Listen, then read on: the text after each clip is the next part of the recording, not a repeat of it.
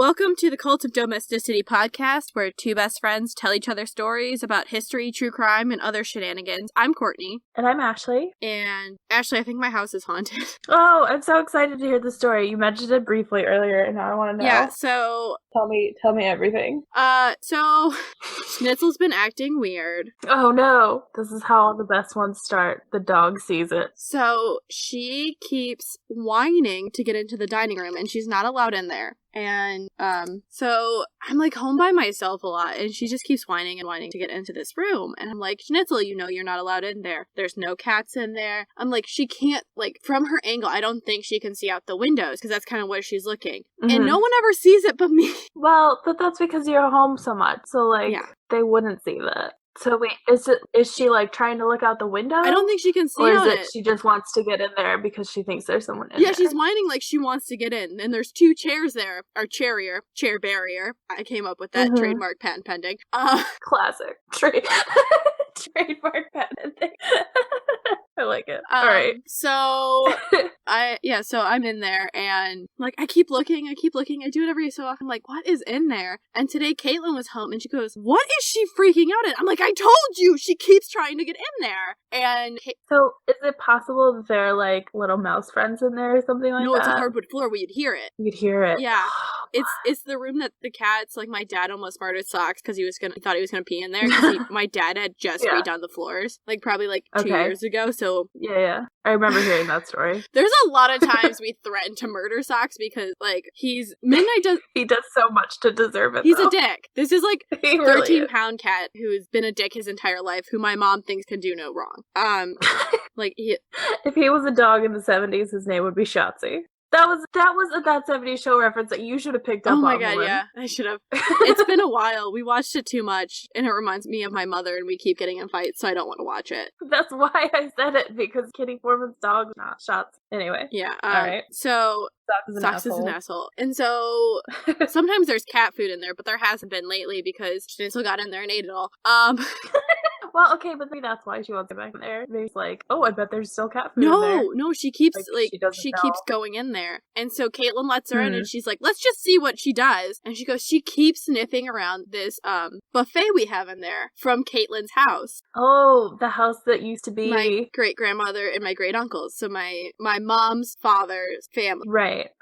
Okay. Well, no, my great-great-grandmother, who is the Finnish one. Okay. And then my grandfather's brother lived there, and my grandfather. Okay, all right. Yeah. So Caitlin's like, she just keeps sniffing around the banquet, the buffet, and I'm like, she goes, "Do you think it could be great grandma in there?" And I'm just like, oh god, I know. Like not in there, maybe like around there. She basically meant to think great grandma has embodied the thing. I mean, it's possible. Like, did they use it a lot? Like the buffet thing? It was in her.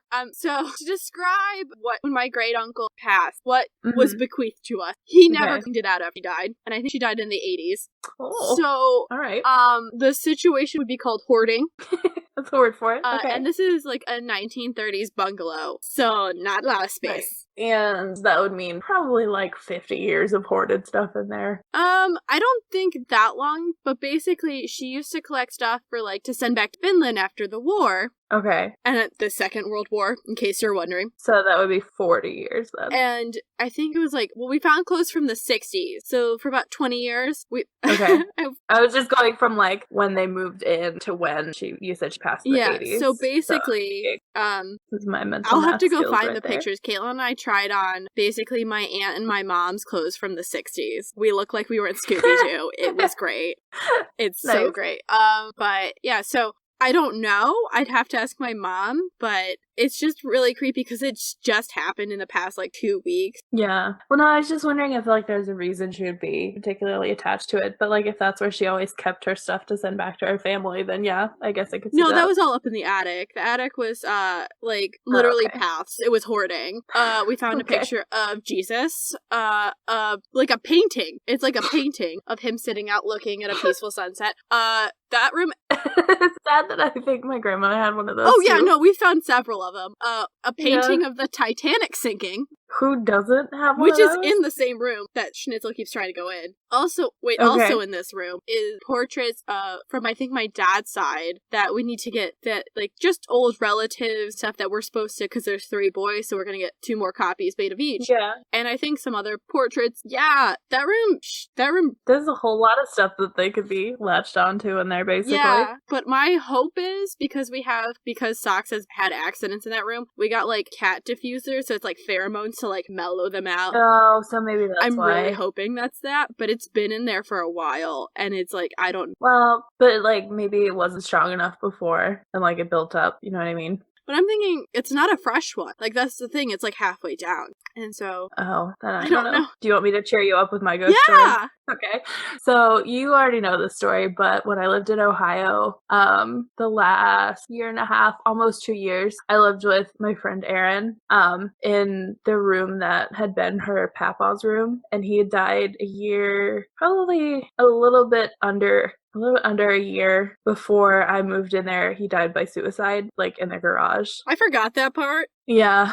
I'm really glad I forgot that part. And like, yeah, so like there wasn't ever really like a weird feeling in the garage except for maybe once or twice, and that was probably my own stupid drunk brain, because both times that I felt weird out there, we'd had people over and like had been drinking and telling funny stories. So like that was probably me. But I had a fan, so like the way that you saw the room, like the way that the bed was, there wasn't a whole lot of room to move, so like I had the fan propped up in a dresser drawer, like that was blowing directly onto the bed, and it was plugged into the wall to like a power strip on the wall. And I would like wake up in the middle of the night and the fan would have turned itself on or off. Like clearly nothing else in the room had gone out, because like I always listened to Pandora radio, and so like my thing is always plugged in, so that wouldn't have been. It was just like I would be sitting there. There were a couple times when it happened when I was awake, and I would like text you and be like, hold on to your titties, shit's happening. No, I would just be sitting there and I would be off because it was like wintertime, and I would just like, I would leave it in the drawer because I didn't have anywhere else to put it, so it would be off. I enjoy your unicorn hair. But it would be off, and then like it would just turn itself on, and I'd be sitting there going, and it was always like Erin would come in and talk to me and would be telling me about her day, and like my Blu-ray player would just like stop working. Like I would pause it so that she could talk, and then when she would be about to leave, like I would try to turn it back on, like to hit play, and they would just like shut off for no reason. And then she would like end up hanging out for another couple minutes, and then like by the time she left it would work again, but like clearly while she was still not done talking, it just wouldn't turn on, like to the point where like we had to unplug it a couple times and plug it back in. It would just freeze. Hello, this is IT. Tried turning it off and turning it back on. Turn it off and back on again. So we're not talking about ghosts just because we love to talk about ghosts. I mean, we do but a lot. That's not why. It's relevant so today. As of right now, we have 2 guesses. One of them is yes. correct. So thank you, Hannah. Yeah. Good job, Rachel, though, because that was a solid guess. I thought that's what it was. We're going to talk about, well, the first half is just standard history, us banter our best back and forth, but the second part is one of the things that truly fucked me up as a kid. What? You fucked up? What? No. I no, literally, surely we're going to talk about the Battle of Gettysburg and then talk about the haunting of Gettysburg. And Kayla and I were going somewhere today, and I told her that I needed to watch this, and she just screamed one of the ghost stories out, and she goes, "Why did they have us watch this? Like, we were at daycare, we had to be under 12." And she goes, I think I was 10, which if it's over the summer, I was 8. And I had nightmares. That's almost as bad as my 7th grade teacher making us watch Arachnophobia at the end of the year because she didn't have anything else for us to do. So, like, she had us watch Arachnophobia, and then the next year we watched one of the Star Wars, like, or Star Trek, I don't remember, some nerd movie. And she was like, yeah, kind of got in trouble for Arachnophobia. We're like, yeah, you probably should have. But, so since I got freaked out by it when I was a kid, I'm wearing a unicorn onesie to cheer myself up. It's beautiful. It is. It's light blue. It's light blue. My sister got it for me for Christmas, and I unwrapped it and immediately put it on. Is it the one that your mom told you couldn't wear to family functions out in public? I try to wear it to Christmas. Like, straight up, I didn't want to take it off. I'm like, this is great. I'm gonna wear this everywhere. It's not as, it's a little small, because I have, like, from swimming, everything is a little small shoulder-wise. Yeah. Unlike my other one. AK, if you ever buy an adult onesie, buy at least a size or 2 up. And, Unless they're the really thin ones that have, like, a ton of space. But anyways, let's talk about Gettysburg. Everyone, cuddle up. There might be some... Get situated. There might be some dramatic Civil War reading. Oh, I can't wait. This is gonna be, like, the whole night. We're gonna be here for, like, 3 hours again. I can feel it already. I'm half a whiskey in. So, Gettysburg was fought from July 1st to July 3rd in 1863. Get ready for more of my numeralexia. I was gonna say, can you shout the date like Dave Anthony? July 1st to 3rd, 1863! Oh boy. Now I know how Gareth feels. Deaf? I love it. Deaf. Yeah, that too. Just a little. So, this is an accidental battle. Like most things, shit was planned. And yet it still took 3 days. It still took 3 days. So, basically, General Lee of Confederates... Okay, first of all, history rant. Oh god. See? 9 o'clock. It's gonna be 9 o'clock. It's almost 8 o'clock, so fuck it. Fair enough. Alright. Wars can be caused by more than one thing, but let's go. Civil War, mainly caused by slavery, and then people citing states' rights, which was kind of part of it, saying now, oh, the Civil War is states' rights. Yeah, why were they calling states' rights? Because they wanted their fucking slaves. Okay, rant over. No. Fight me. Is it though? Is it really over? I don't think it is. Like, this whole episode is just gonna be part of the rant. No, it's not gonna be as bad as if I did certain founding father will not be named. Okay, so Lee was successful at Chancellorsville in Virginia in May of the same year, and so he's like, let's go back up north, bitches! So he starts to lead his army... Direct quote. He started to lead his army through, fuck this, Shenandoah Valley. Shenandoah. To begin... This is America, you can do this. I believe in you. The Crown Royal says no. Hashtag Crown Royal sponsor us! Hash brown me too. So he's trying to second attempt to invade the called the Gettysburg campaign. I didn't look up or after. I was like, fucking long. That's my episodes are sorry, fuck it. It was gonna be too long. Meanwhile, mine are, oh shit, it's not long enough. The Confederate army was all high up in their morale, and Lee was like, okay, this is my chance to influence Pennsylvania and basically hoping to take the state. On the Union side, Lincoln's like, hey, Major General Hooker probably should go after Lee. Yes. Side note, best last name. Side note, worst general. I mean, yeah. If you ever want to see a big mismanagement, check out the Union Army for the first half of the Civil War. Right. So, let's get to the battle. On July 1st... Let's get to business. I'm sorry, I had to. You can't see my beautiful dancing to that either. It was pretty great. You gotta let me get this. It was like a live action, perfect recreation of that scene in Mulan. Okay, so the Confederates on July 1st head to Gettysburg to grab some, shoes. That's legit. They would needed some fucking shoes. They were like, some let's shoes. get some shoes.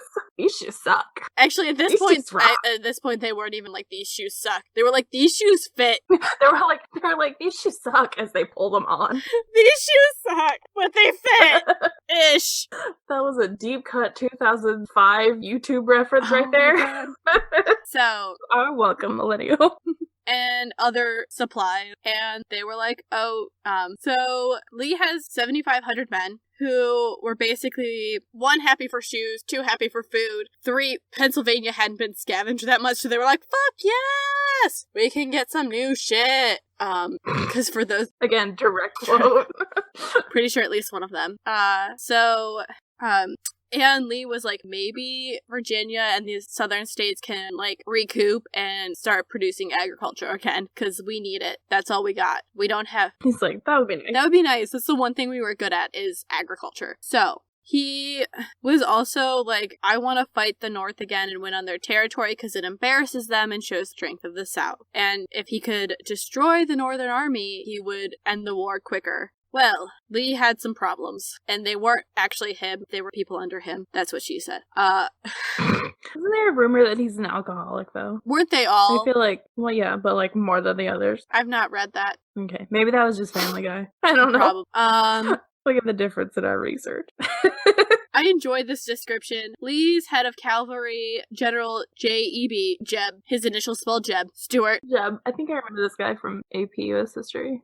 Had a tendency to wander off I do remember him. Okay. And basically just wandered off with the cavalry and didn't inform Lee on anything that they ran across. So Lee's... He's just living it, dude. He's living it. Just riding Living his life. horse, living his life. I go where the horse takes me, and I answer to no man but this horse. So Lee is a little bit fucked in the foresight department. Sorry, I'm just picturing a foresight department and Lee bent over a desk, and it's just not appropriate. Cut that part out, please. Here, wait, the Union commander who was like, "Hey, Gettysburg is pretty important. There's a bunch of roads that all from the north and the south that all culminate here. We probably should watch this shit." Like, hey, this is a crossroads. Maybe we should own it. So it's like a giant crossroad. Protect that shit. This is a really attractive lighting angles right now. Okay. So he was determined to hold Gettysburg. And so we see a bunch of Union soldiers culminating around Gettysburg and a bunch of the Southerners coming up.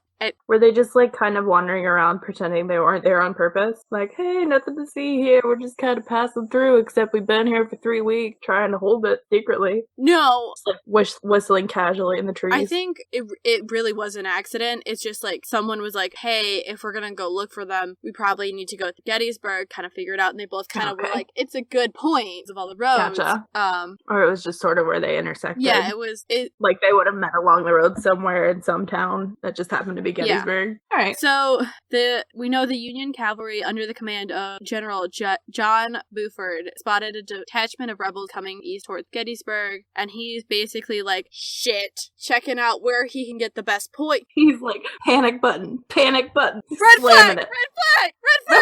Red flag. Exactly. He's like all the cavalry are waving red flags, like, pained on the field. Like they were matadors. Yes. So Buford decided he was going to hold bridge and get reinforced. It's a solid choice. Do you want to guess? Foolhardy, but solid. According to the historic article I found, side of battle placement. I don't know. It was debated if it's wherever his horse stopped. Oh, so like the horse had shit, so that's where all these people died. It's like he's like stopping his. This is good enough. What is with our podcast in random? I don't know, but I kind of dig it. Okay, so when do the Union and the Confederates realize that they have met their match or met each other? Probably when they started shooting each other. Yes, and the first... Oh, I think I've met them. Pew, pew, pew, pew, pew, pew, pew, pew, pew. Okay, so the first shot... How sheltered we are. That's how we imagine war is. Just pew, pew, pew, pew. Oh, they're over there. Star Wars gun sounds? Is that what you're telling me? For sure that's not how it works. Or is it? Okay, so... Oh, that's my brother-in-law. He'll know. Gettysburg began with the shot at 7:30 a.m. July 1st. Too damn early, is all I'm telling you. First of all, yes, too early. Second of all, remarkably specific record keeping for that time period, considering the next 3 days. They're like, what time is it? 7:30. All right, we got to remember that for when this shit is over, and they want to talk about us in 200 some odd years. First of all, don't even bitch about record keeping in the 19th century. I can't. No, I'm not. I'm not bitching. I'm saying it's remarkably specific, and I commend them. I commend them for it as someone who has searched for things in the 18th century and nearly punched a wall because they decided not to map India. But that's another point. Okay, it's a totally other episode. If you want to hear me rant and cry about things, you should donate to our PayPal tip jar, and I will send you a rant about how I tried to map India. It's really bad. The Union soldiers were almost overrun when they received help.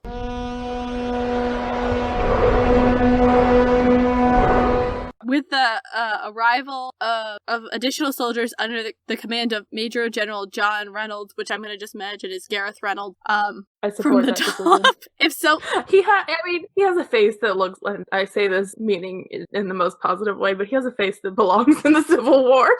If someone is good at art, we are not good at art, please. No one tell him I said that. Not that he would care. He'd probably be flattered. I don't know that he would.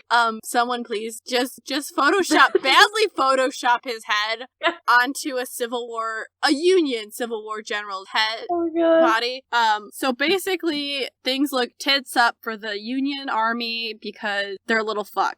Just a little? A lot fucked. So they flee back through the town in a group on the high ground beyond the town, including Cemetery Hill, which it's a very specific name for a hill, and I don't want to deal with that. I'm just picturing Monty Python with like, run away, run away! Which I feel like I reference every time we talk about someone retreating, but you know what? Fuck you, that's not ever gonna get old. So When Lee finally arrives at the battle, he's like twisting his mustache, or curling his mustache, rubbing his beard like, this is the perfect place to fuck over the North. He's just sitting there like that guy from The Simpsons where he's like, excellent. Yes.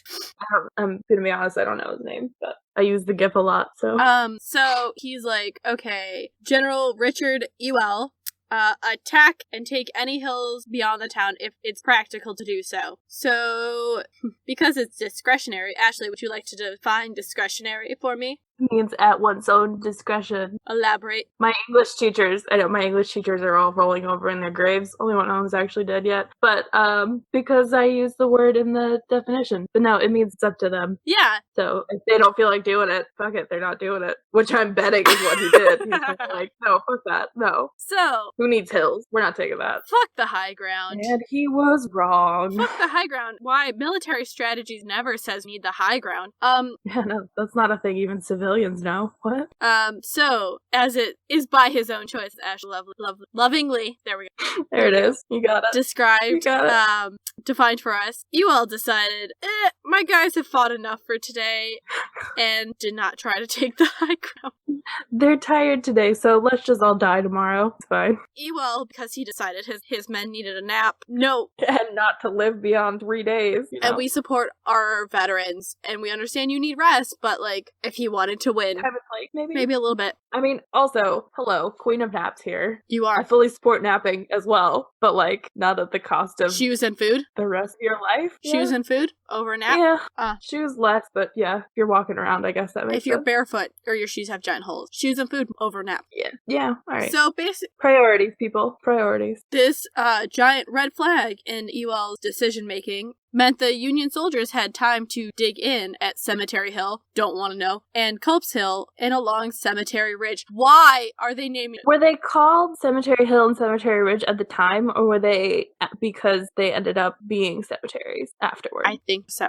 Okay. Alright. Well, then let's just not dwell too long on them digging into Cemetery Hill, because that's a fucking horror movie right there. We're on second glass. I'm gonna pour a little less on this one.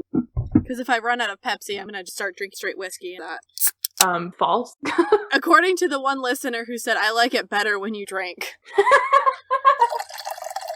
That's pretty great. Oh, nice pour. I feel like rum, wine, and crime. Okay, so basically the battle just is so fucking large, and Ashley and listeners go to our lovely, well, normally they're on Facebook, our photos, and if I'm good, I will have remembered by the time we start to post them. Ashley, you can see the 20 billion maps I put up, because I'm a nerd. Yeah. Am I looking at the maps, or am I just going straight for the dead bodies? Looking at the maps. Look at Gettysburg campaign.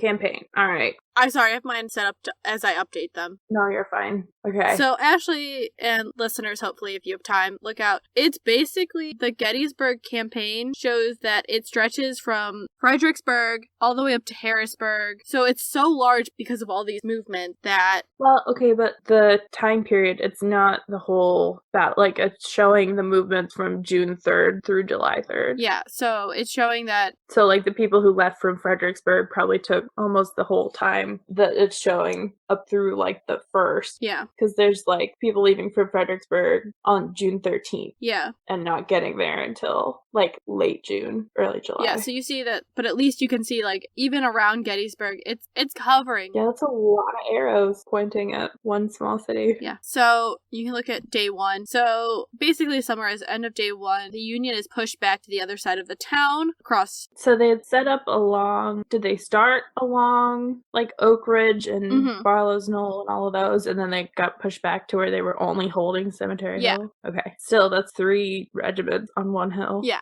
And they had time to dig in. Because so, of that's Ewell. Not awful. Which I want to keep calling him Ewok, yeah. I'm not gonna lie. It's not awful. I mean, there are worse places for them to be. Yeah, they're on top of a hill. So. Like, separated. Not great. Yeah.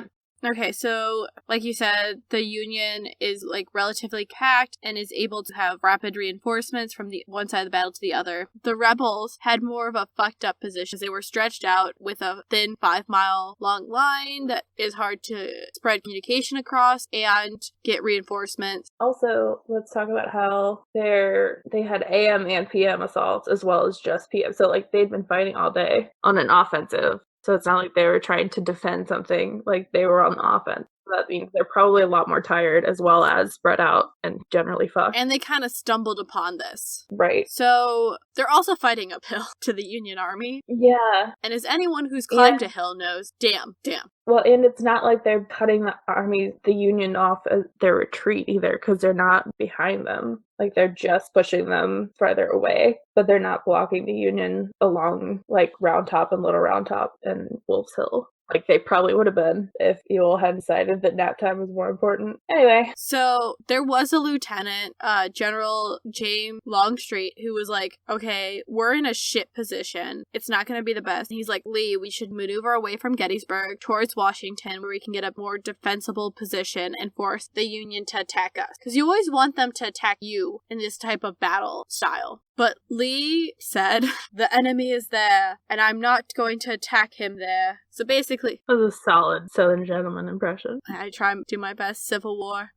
So basically, Lee could have gracefully maneuvered, like, feinted a retreat and gotten the upper hand, but he said, no. He was like, nah. That was fancy take for, fuck no, I'm gonna fight him where he is. Like, you know what? We started it. We might as well finish it here. So, Longstreet was actually kind of smart and disobeyed order. But he was slow in getting all his men together to attack the Union left. Which, So, was he trying for, like, around Seminary Ridge then? Or? Well, you can look at day 2 then. Okay. So, he's supposed to go all the way up and attract them near Plum Run, which I would like to applaud whoever named these places. It's pretty great. So this actually causes a lot of people to blame him for, like, who love Lee, to be like, it's all Longstreet's fault. And, like, Longstreet pointed out that it was shit defense mechanism they had. Yeah.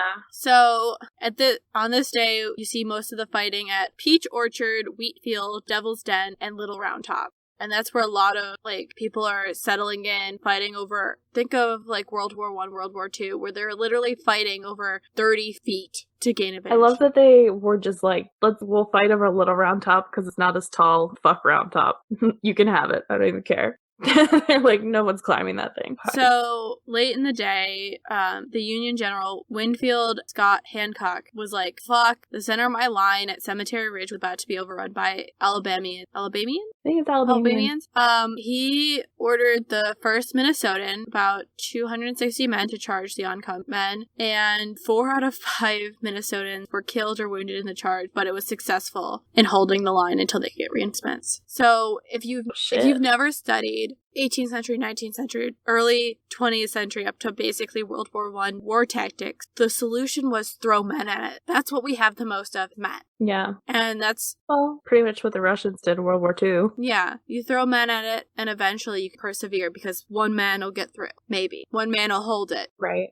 So, if you look at the Civil War, the reason why the casualty rate is so high is because a lot of the... like, Grant was notorious for this. It's just throw men at it. Just throw men at it. Just overwhelm them. Yeah. With the sheer number of... which, I mean... the Union had more men than the South. Get that? But at the same time, it's still shitty. It's... like, it makes sense, but it's still shitty. If you're running out of resources, if you can't figure out a better way around it. Well, and when you think of it that way, if you're running out of resources and your thought process is throw men at it, it's a win-win almost if they do die, because then you have less people to worry about providing resources for. Which we'll talk about in the second half of this. So, on Little Round Top, the Union is getting hammered by the Confederates, and they keep fighting it off, and they held on to, by the end of that day, Little Round Top. So if we move on to day 3, and if you want, can look on to that next picture. I'm pretty sure I know how that goes, but maybe not.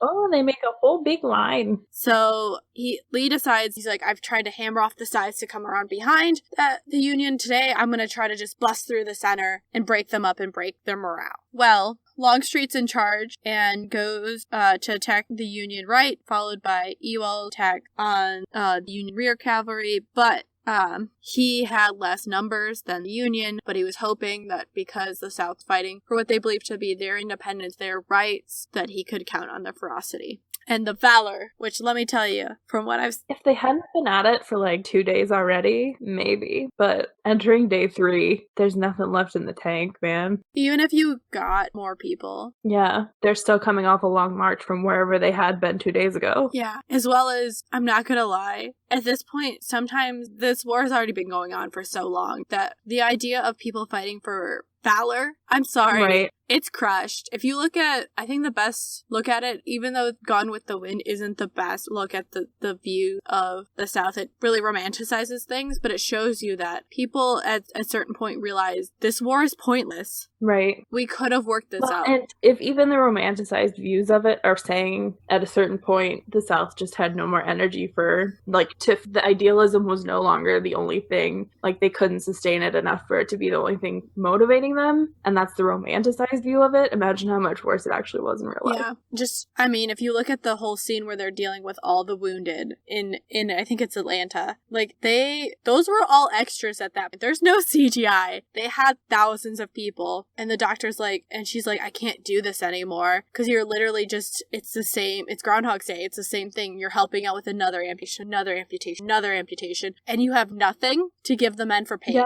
Not even whiskey. You have a leather belt if you're lucky for them to bite on. So, Longstreet realized, as he wrote in his memoir, Lee knew that I did not believe that success was possible, that care and time should be taken to give the troops the benefit of positions in the ground, and that he should have put an officer in charge who had more confidence in his plan. So Longstreet's like, it's not gonna work. Right. This is Lee's, like, best officer saying, no. Yeah, no, we can't pull that off. It's not a good idea. Well, and again, if you look at how the Union is situated on day 3, it's like a giant loop almost that doesn't connect. Meanwhile, so they're all in one solid formation. Mm-hmm. Meanwhile, the Confederates are, like, doing their best, but they're not that same one solid thing. They're like 8 separate lines. Yeah. So, are you looking at the full one, or are you looking at the one that says, oh, wait, I'm looking at day 3.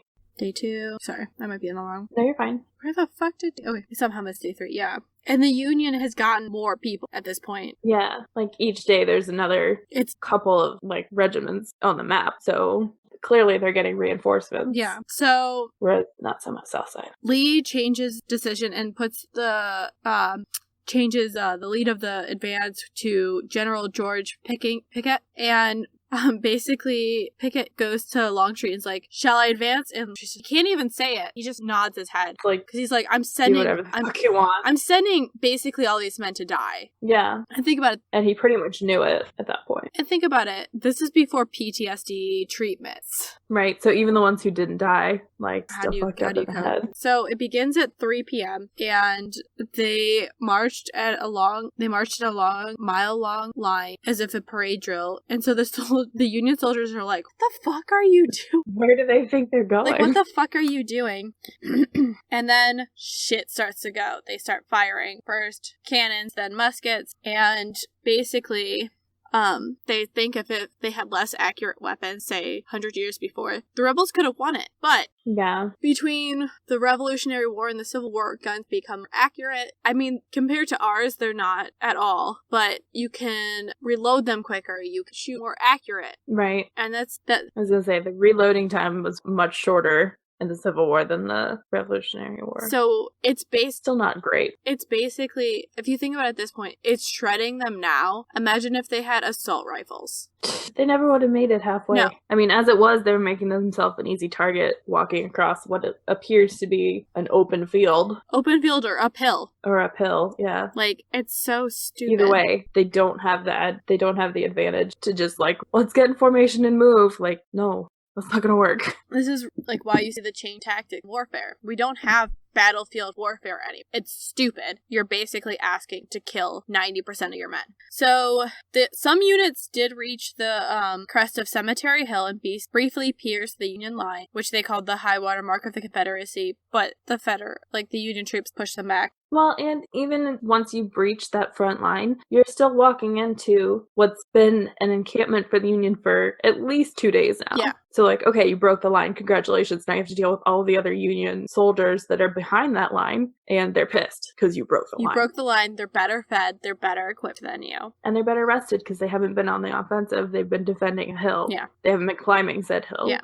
So you're fucked. Of 1,300 men who charged that ridge, half were killed, wounded, or captured. All of Pickett's 15 regimental commanders were killed or wounded. All of 3 of his brigadier generals. And when Pickett returned to the line, Lee told him to organize his division, and Pickett's response was, and it's very telling, "General Lee, I have no division now." And basically, he doesn't have any men left because they're all dead, and he will blame for this later in life. Well, and I mean, he's not wrong. If Lee had listened to Longstreet, or, I don't know, maybe feinted a retreat, like you said, then all those men wouldn't have died, at least in that battle. So, that night, Lee was heard to say, too bad, oh, too bad. And the same night, it begins to rain, so washing all of the blood back into the soil. And think about it, for 3 days, they couldn't collect their dead. Yeah. So you have dead bodies. And, like, those portraits that are well known for the Civil War, you legitimately could, like, be there for a couple days before they could collect you. And I think that's, like, if you watch Game of Thrones, that's, like, one of the most compelling things they show you is there are people whose job it is, after the battle, to go through and clear the field of dead bodies, no matter what side you're on. You pick, maybe, depending on the side you're on, they might have, okay, yes, no. But in that case, there's so many dead that you just clear your half and keep going. Right. So, what happens after? So we have reached the end of day 3. Lee orders a retreat because a third of his army has been killed, wounded, or captured. And that's a lot. A third of his entire army. 75,000, so that's 25,000 men have been wounded, killed, or captured. In one battle. Yeah. In 3 days. That's the crazy thing. Yeah. 3 days. 3 days. Because battles could last for weeks at this point. Yeah. Especially if you decide, you know what, fuck battle. Let's just go with the siege. Mm-hmm. So starve them out. Yeah. So the retreat train lasted 17 miles. And Lincoln receives the victorious news back in Washington, and he was actually pretty pissed because Meade, the general at this time of the Union Army, didn't go after Lee, because they could have ended it, because they're trapped by the Potomac, which is swollen with spring floods at this point. Right. Remember, the U.S. Army, the U.S. Corps of Engineers isn't a thing at this time, so we have no one regulating our rivers. Yeah. So if it's swollen, you're fucked. You're stuck. Right. You have to wait till it goes down naturally. Or until you find a spot where it's not as swollen. Right. So Lee manages to slip across the river into Virginia, and Lincoln's response in a letter to Meade: "I do not believe you appreciate the magnitude of the misfortune involved in Lee's escape. He was within your easy grasp, and to have closed upon him would, in connection with our other later successes, have ended the war." But Lincoln didn't send the letter, because I think they've changed generals so often at this point that he can't send that letter. He's quitting, and you have to replace him another general. And that news isn't good after a victory like that. Yeah, so Lee tries to resign to Confederate President Jefferson Davis, but he doesn't accept it. So we have Lee as president until the surrender at Appomattox. So that is the end of the battle. Okay, so now we're going to get to the part that really fucked me up as a kid, and I will definitely be posting sometime this week on our social media, so check it out. It's the video version of, and I mean, I'm sorry for the YouTube quality, but it's the best YouTube quality I can find with both Ghosts of Gettysburg documentaries on there, documentary series, from Mark Nesbitt, who was a park ranger turned historian. Basically everyone kept, like, he would work night patrols and they'd be like, "Oh, did you see anything?" And then everyone was just trading stories, so he started writing them down, which is what you want in your life. So I'll be probably posting more YouTube clips this week than I normally do, just because with ghost stuff it's more fun, and we'll have some images as always on our Instagram and our Facebook. But so a lot of the battlefields, you get soldier sightings, you get EVPs. One of the good ones was someone had an EVP that said, "I'll shoot you." So, you know, you stumbled upon something bad if someone... Yeah. And I mean, there are a variety of intelligent haunting, unintelligent hauntings. You can let us know if you believe in ghosts or not. We don't, like... Yeah. We're 50-50 on the case by case. The story. And, like, I don't even know if I want to, but, like, I kind of do. I don't know. Yeah. Ashley knows why I believe. That's hopefully it'll be read out someday on Two Girls Ghosts, but I shared that. But then, like, the other part of me wonders how many people did like we did and just, like, made that stuff up. So I'm gonna kind of go through, like, some of the hauntings from that, some of the other haunting. So Devil's Den is a big place to find spirits. It's well known because basically, it's a limestone outcropping, and it was called Devil's Den because in the 1830s, some young boys found a large black snake while they're playing in there, and they named it the Devil, so they called the stones Devil's Den. But before that, the Native Americans didn't even like the outcropping because it just, limestone apparently is supposed to connect spirits, help with paranormal activity. I don't know if I believe it or not, but let us know. And so this is, I have 2 pictures of it. You can tell it's like the 2 stone outcroppings. Basically, the ground around Gettysburg is limestone, so it's hard to dig trenches into it because it's a harder stone. Sorry, in the one that's just Devil's Den, where am I looking for the ghost? Oh wait, no, I think I see it. Wait, we'll go to it. Let me finish. So here's where the 1st Texas is really been associated with digging in, and so you see members of the 1st Texas around there defending still, or like being sighted around there. So did you find it in the first picture? Did you find it? Which picture? I think so. Is it like in front of that big rock on the right? Like it looks almost like, so like this big rock here.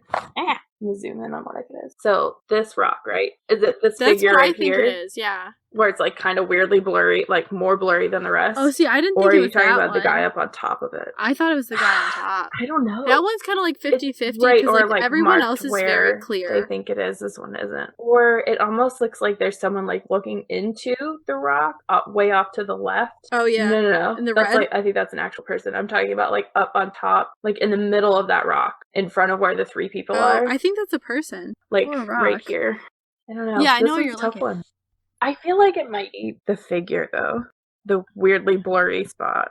Okay, so go to the other one. That one is marked out. Yeah, that one is pretty well marked. And like it's from far away, like if you don't know what you're looking for, you wouldn't find it. But then like when you zoom in, like almost too clear. It looked too real. See, that's like the it thing. looks I like don't a real think person. because that's apparently Gettysburg is known for like realistic. Their super like realistic, like because of the soil and this apparently the limestone. They're more full body apparitions. Really solid. Like they look real. Like he almost looks like could be a we'll reenactor. Oh, you lead me to my second ghost story.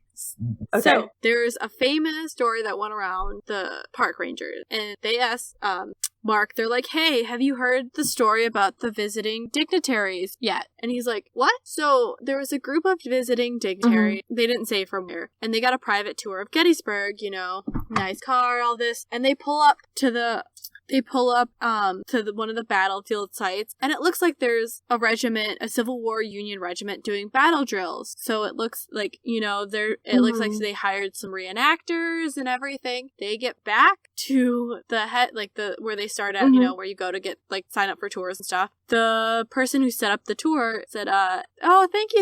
And then they go back, like, they leave, and she goes to the park ranger, I didn't hire any reenactors. There's no one out there reenacting today. And it looked like real people doing reenactment, and they just kind of like covered it up for the dignitaries, but they're like, and it's like a notorious thing. There's this ghostly regiment that just is out there that looks so real that people, when they see them, they're like, that's reenactors. And it's not. There's no reenactors out there because they have to sign in. You have to be certified to go out there. So no one had signed in for the day. I thought you were going to say that, like, they had been doing a reenactment, and then, like, there was a random person that no one recognized, and at the end of it, they were like, who's that guy? And they're like, what guy? But that was, like, a way better twist than what I was thinking. Yeah, so there's a fake, like, it's been cited numerous times because the Ghost of Gettysburg, and I'll share it, I suggest you watch it. It's really great. Or buy the books. He has several books. They do tours now around there. But he goes, no, if someone tells me a story, like they volunteer a story, he goes, I kind of vet their story, and then he talks to them in person. He goes, because it's harder for someone to lie to you in person. So, and, he just has so many of the same things coming There's up. There's no way all of these people got together and coordinated and fabricated evidence. If you watch the documentary, it's clearly like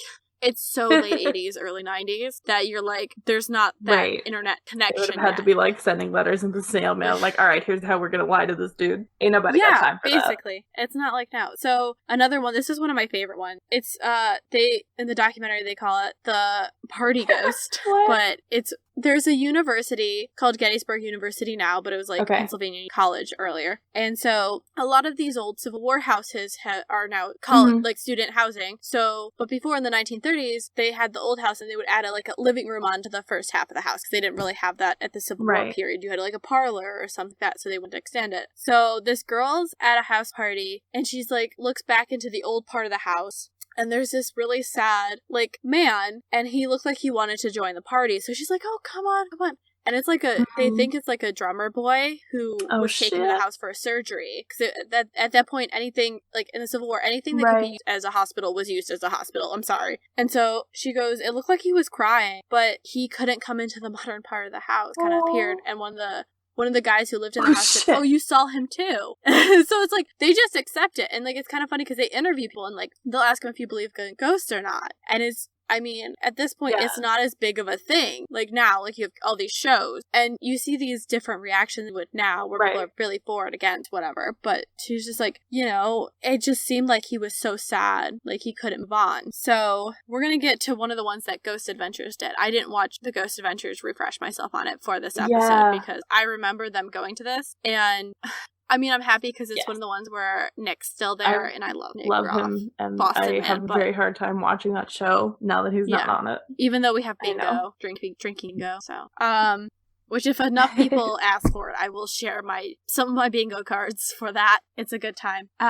So basically, because of the excess of orphans from the war. They had opened up the Homestead Orphanage in Gettysburg. The first headmistress of the orphanage was universally loved and adored. The second one, Rosa Carmichael, not so much. So Rosa, somewhere along the line, much like our lovely Farming Babies episode, becomes mean, cruel, and vindictive to the children. And she was known for, if you love children, I'm sorry. This is just what she did. I'm sorry. Yeah, skip ahead 30 seconds. I'd probably be done. She locked them in the outhouse. She would tie them to fence in the hot days.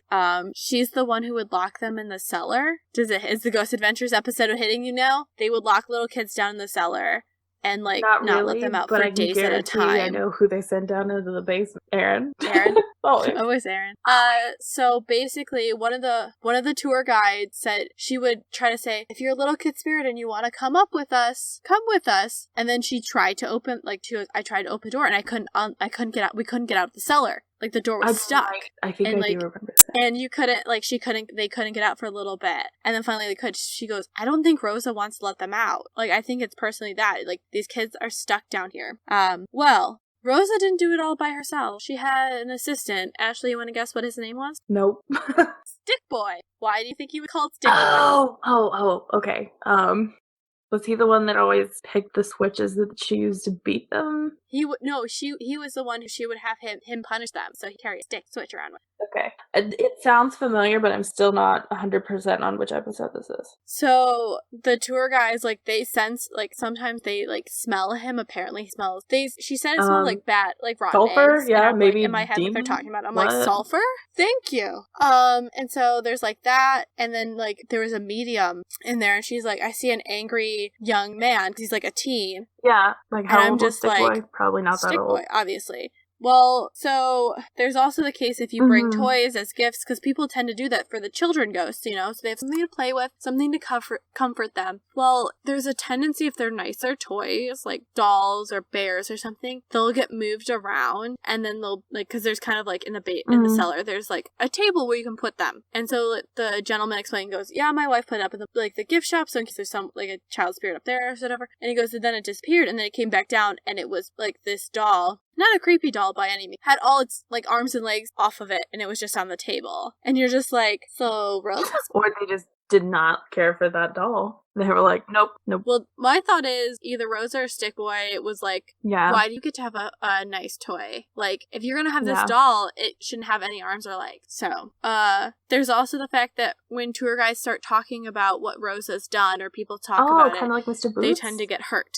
Edinburgh yes, Mr. Boots in the Edinburgh Melts. Yeah. So Rosa was actually discovered in 1877 when a little boy was discovered locked in the outhouse. And he basically was like, dear God, please help me, please help me, please help me. This is insane. So Rosa was charged with child abuse, but when they were looking for kids, several kids weren't accounted for, so they think they were just locked down in the cellar, and because people didn't know, they never found them. There's several that weren't accounted for. Or she had already and the orphanage was closed after that. That's true, So, also remember with the orphanage, really there isn't that much regulation in this period for that. Then we get to the Jenny Wade house, which Ghost Adventures did go to. I feel like I was thinking of the Jenny Wade house. So it's not actually Jenny's house.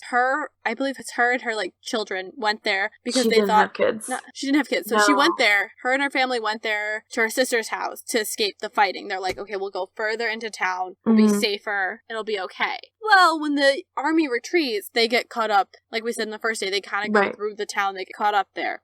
And so I think they discovered that if she stayed in her own house, she would have been okay. But she is the only civilian death in this battle. The only one that's ever happened. In the Civil War, not so, but just in this battle. She was shot in the kitchen while she was making, like, breakfast and bread. Like, she was helping out the Union soldiers. She would make them bread and give it to them because they were fighting around there. And she was making, I think, breakfast or bread when she got shot. The saddest thing is she was trying to prevent herself from getting hurt. So she had left the one door open from the house, and she got shot through her own, like, the front door. And it got her in the back, and it went through her heart, and then got stuck in her corset. So she ends up dying, but the Union soldiers, because that family had been so nice, they help her. Basically, the Confederates are coming through, they're pushing, and this is the one thing I think Ghost Adventures did a good job. They showed that they literally, because it's a duplex, they broke through the neighbor's wall to get through and go downstairs into the cellar, where the family hid for the rest of the battle. So they're hiding with the dead body of Jenny. Like on a bed. The Union soldiers made sure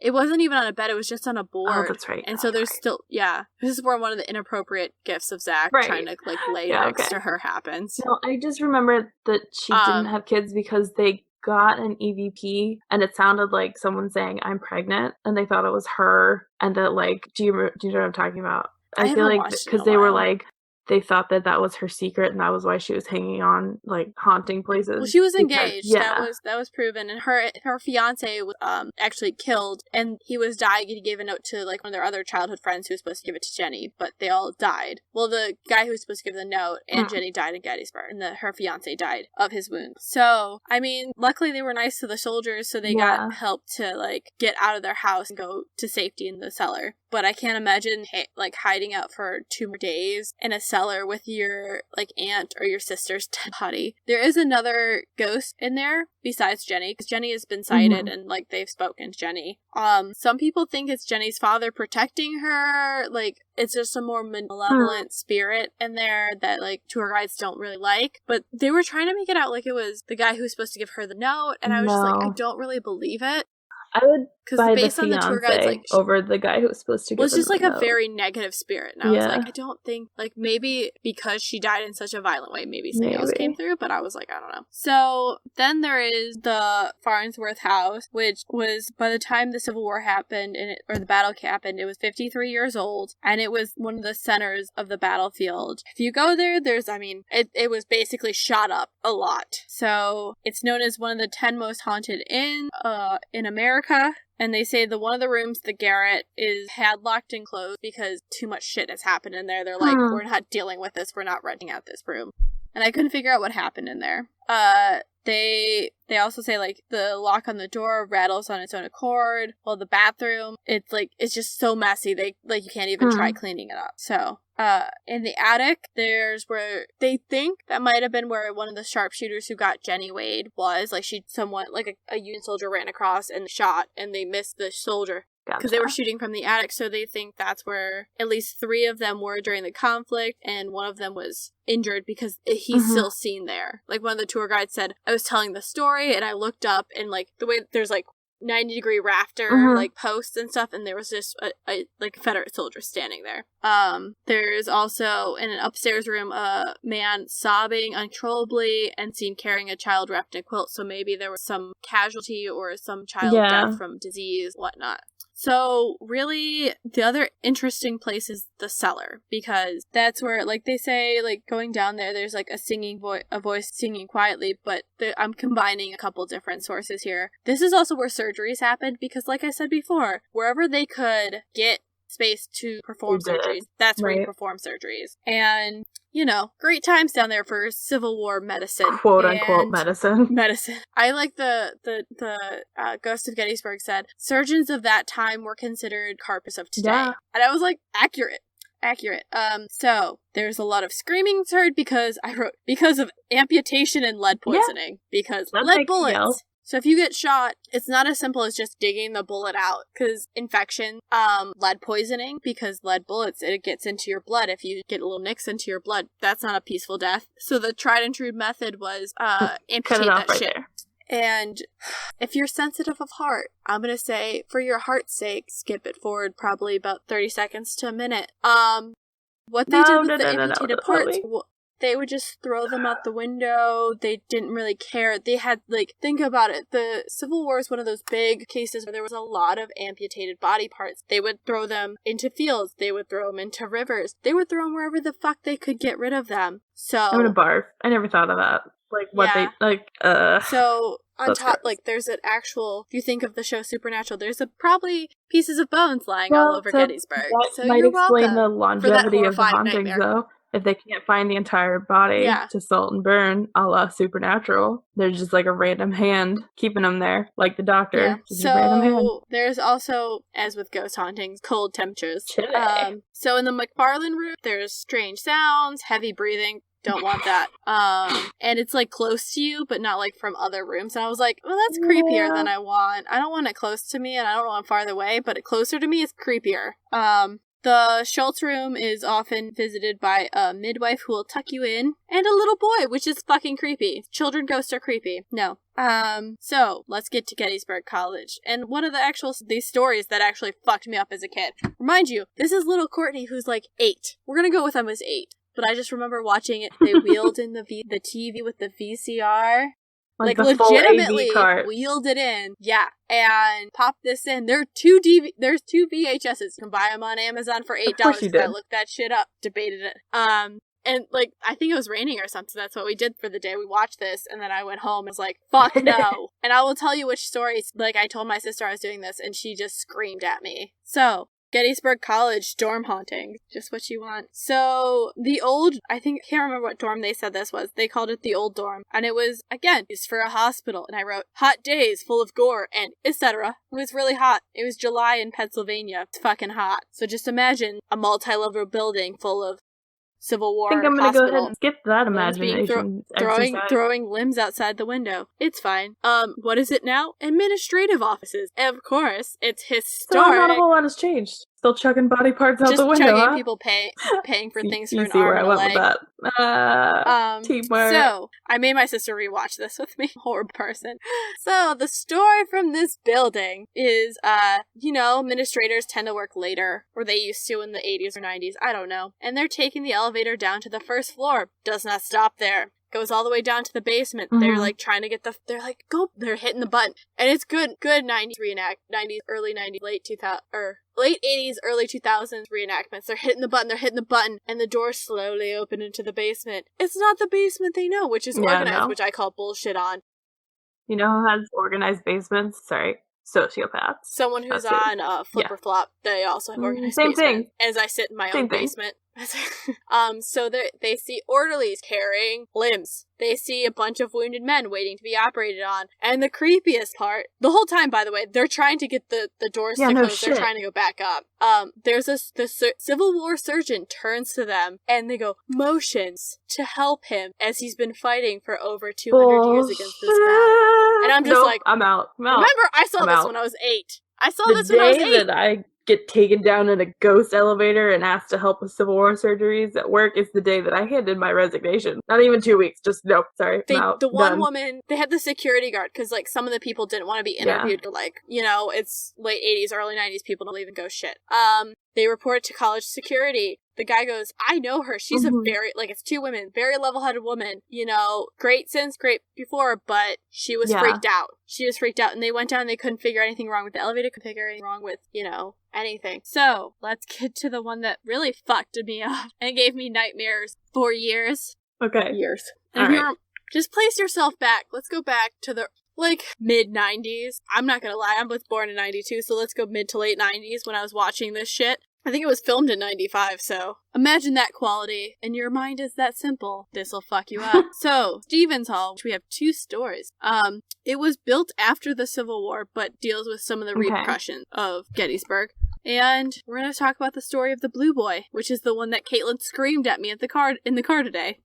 This sounds really familiar, but I might be thinking of something else. So, think back of the wonderful orphanage I told you about earlier. And, so they can't pinpoint exactly where this story starts, but they believe that some of the women from this, it was either part of the college or was a prep for the college, but there were young women living there. And on the 3rd floor, some of these women hid a boy in their room for the winter to try to, like, they think he ran away from the orphanage. They're trying to help him out. You know, their headmistress gets suspicious. And she knocks on their door, and really good Foley effect there. They, in an attempt to hide him, there's nowhere to hide him in the room. They hide him out on the windowsill in the middle of winter. I do know it. I do know this 3rd story. Floor. It's Pennsylvania. Remember that. It's freezing. Yeah. And so the headmistress searches the room, can't find the boy. So instead of, just saying, okay, she takes the girls downstairs to lecture them, I don't know, Victorian decorum, let's go with that. All in front of a big roaring fire. No. This is the best part of the documentary series. In front of a big fire, and their minds kept wandering to the boy on the window ledge up above.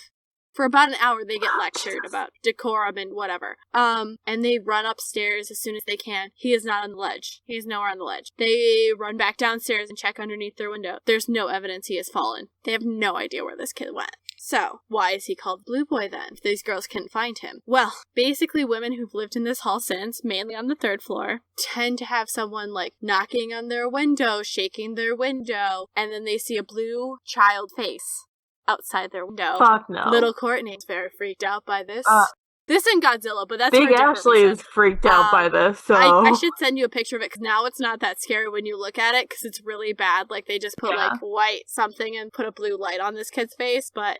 it's terrifying. So they just, see this blue face, and it's help me, and, it's trying to get in, been locked outside, the headmistress coming. They also get messages written when it's really cold out, which this was my favorite part, because there's a girl with a, early 90s, headphones, or mid-90s headphones, and where they just stick in your ear and they're wrapped around, and a CD player. Oh, nice. A handheld CD player. Dancing but not in her too room crazy, because if she moves the CD player too much, the CD skips. Then I don't think she was listening to it, so she was dancing more animately than she probably should be. Right.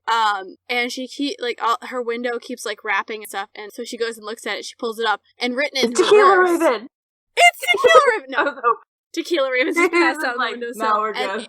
Go back. We're good. I'm sorry. I had to lighten the mood. I have a good fun fact to look up. So in reverse, so if you were outside writing it, are the words "help me" into frost on the window, which I'm assuming they're old windows, so that happens. And she's just looking at that. I was like, "Bitch, no!" In the words of, I believe, and that's why we drink. When in doubt, sage it out. When in doubt, sage it out. There is also in the dorm, if women come home late, studying or a date or something, and they'll find this girl and they're holding their clothes triangles. And did you scare yourself? No, I couldn't figure out what was behind me, and I thought it was a blanket, but it was my hood.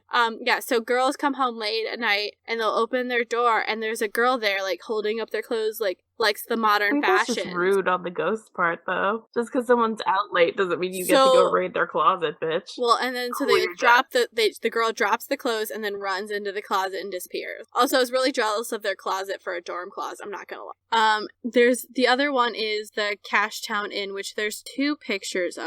The one is the 2B666. Is it the same building? Yeah, it's the same building twice. There's 2 pictures of the same building. Oh shit! So that dude is see-through. Okay, wait, let me get through the information first. So, this inn was along the way. It's called Cashtown because at some point, instead of the normal methods of payment, the innkeeper demanded cash payment. So, they called it Cashtown Inn. So, everyone knew up and down the road that you had to have he was cash. You know what? No more ass, no more grass. I just want cash. He was like, I don't want goods. I don't want I'm not taking your fucking chickens anymore. I got too many chickens! And this fucking drunk raven. I can't handle all of them. I got 12 drunk ravens and I can't satisfy all their alcohol needs. Cash or nothing. No or maybe more tequila, ravens. because I don't want to keep buying them. The damn raven wants all the tequila. Drinking. Can't satisfy the bottomless pit. Okay, so they know that in the same Ghosts of Gettysburg, this is where I'm getting a lot of the ghost stories from, but it's really well done and I enjoyed it and I enjoyed being re-traumatized tonight, so I have to share this trauma with Work someone. your trauma out in front of everyone. As I wear a unicorn onesie. It's fine. What else does one wear when doing this? We've been talking way too damn long. So, there's a known Confederate soldier who appears in the hallway, and he's not, like, fighting or anything. He's just, like, because so many Confederate soldiers came through, like, generals and all of that, it was just along the road, so they would stay there. It was a nice place to stay, get for information. You know, it looks like a nice inn. Yeah. So, okay, so then the first picture I told you to look at is the turn of the century, so turn of the 19th, 20th century. And that's the black and white one. Yeah, that dude's straight up see-through. Which one? Guy towards the back. Yeah, so by the bench. So this again will be up online. Probably our Facebook page. So if you haven't liked it yet, please do. What are you doing with your life? So Ashley, would you describe this photo to me? It's like a dude who casts a shadow, first of all, because he's not even. I didn't even notice that. Like the guy closer to the foreground looks like he's just kind of hanging out on the porch, posing like he's with posing. his hotel. And then it almost looks like there's definitely a second figure, and you can sort of see like he's not casting the same. The way they described it on the documentary was he looked like he's at attention, and the direction he's going is actually towards Gettysburg. He's so he's like on the road, or he's heading. Like moving, but he's holding himself very straight, and you can see like the shadow of the shutter on the building, like through where the dude's shoulder would be, and is. Oh yeah, and yeah, like you can't really make out a face, but you can't do it on the other guy either. But like the shadow thing is what's really getting me here, because like the pillars cast a shadow. The guy in the front casts a shadow, but the same angle, there's nothing for the second guy. If you go to the other picture of the same inn, I'm sure you can find it. So the second picture, in 1995, they said it was a recent photo. So, and it's a cloudy day when they take pictures of the inn, and they're like, someone took a picture and sent it to one of the tour guides or someone at the inn. So they didn't solicit this. And this one actually has like a zoom in. This one is less, I don't know. I don't think it's the exact same photo from the documentary because I had a hard time finding it. This was the best one I found. You can definitely tell that there's something in that window, but when you zoom in, I'm not even sure if this might not even be the same photo, but like it's like in the second story there are pictures. It doesn't look like the face, like if it's zoomed in, well, yeah, I guess that angle is right. I was gonna say that it looks like the sign is at a different angle in the zoomed in one than in the zoomed out, but no, it's just the way that it cropped. It looks weird. Yeah, but I don't know, that face. So this week's podcast corner is Relic, which is the Lost Treasure podcast. So they basically, I mean, it's fantastic. Basically each week they look for treasures and relics that have been misplaced by time. So I love it because I'm a giant nerd, as I've already ranted 6 times about a different story. At least each episode I do that's historically based. And so, I mean,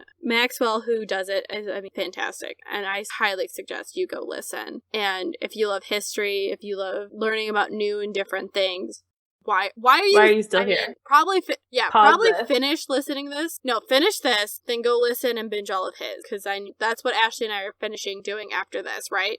As we fall asleep, we just listen. I've missed out on so many episodes of The Dollop because I just fall asleep right through. It's so soothing. It's so delightful. So go, here's Relic. The Mona Lisa, the Hope Diamond, the sarcophagus of King Tutankhamun. Humanity has accumulated hundreds upon hundreds of priceless artifacts and treasures, each one the physical embodiment of a certain time and place. But for all of humankind's greatest achievements, we also kind of suck. For every priceless painting on display in the Louvre, there is another masterpiece stolen and bartered off in an underground auction, or even collecting dust in your grandmother's attic. Each week, Relic, the Lost Treasure podcast, explores the strange, but mostly true tales behind history's greatest lost treasures. If you like unsolved mysteries and true crime, with maybe a little less murder, but certainly a few weird deaths, then you should come along on the journey. Join me, Maxwell, as I dig beneath the couch cushions of history. You can find Relic on iTunes, or stream us at relic.blueberry.net. That's blueberry without the E's. Adventure awaits. So, because Caitlin and I think it was last week or the week before, we were driving, saw a possum, and I was like, I've never seen a possum before. And then today we were driving, and she goes, did you know possums are rabies-proof? That's a fun fact from me to you. Aren't they like carriers though? I don't know. She just told me possum are rabies proof. Okay. That's a fun fact from me to you. So you deal with that information as you Okay. Sounds fake, but okay. Okay. Thank you for listening to the Cult of Domesticity. We're available on Apple Podcasts, Google Play, Chorus, Spotify, YouTube, yes, YouTube, and Podbean. If we're not available on your preferred app, let us know, because currently I think you're a ghost that we just talked about. Hello, ghost friend. Hello, ghost friends, and also please don't haunt me. But let us know.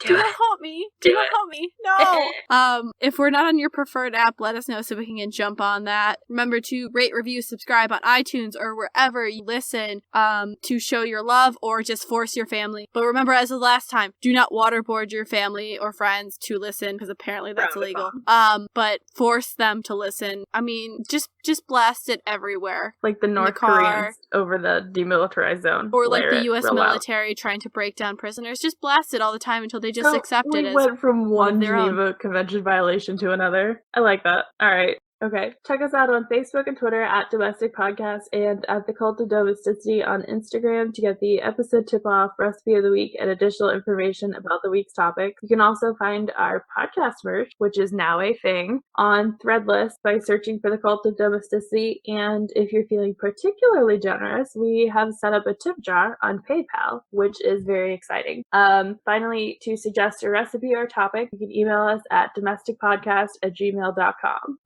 Also, if you write us a review on somewhere outside of iTunes, we have no way of knowing, so please screenshot that shit and send it to us on our email, which is domesticpodcast@gmail.com. I am thoroughly hammered now to deal with the fact that I'm terrified of my house being haunted and that blue boy appearing in my window again, which is a 50% possibility, so high five! High five!